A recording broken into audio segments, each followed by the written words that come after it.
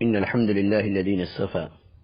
أما بعد، عن أم قيس بن محسن رضي الله عنها أن رسول الله صلى الله عليه وسلم لما أسن وحمل اللحم اتخذ عمودا في مصلاه يعتمد عليه.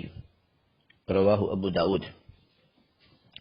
صحيح سنن أبو داود للألباني الجزء الأول حدیث نمبر 835۔ محترم سامعین کرام، آج کے درس کا عنوان ہے نماز میں بیماری یا بڑھاپے کی وجہ سے عصا پر ٹیک لگانا یا کرسی وغیرہ کا استعمال کرنا۔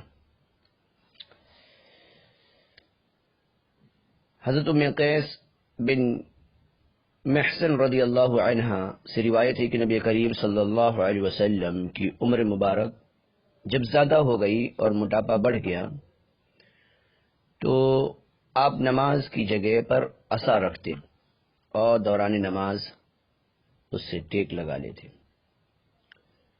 اس حدیث سے بات واضح ہوتی ہے کہ جب عمر زیادہ ہو جائے، جسم لاغر اور نحیف ہو جائے، یا انسان سے کوئی بیماری لگ جائے تو ایسے وقت میں کرسی کا استعمال کیا جا سکتا ہے۔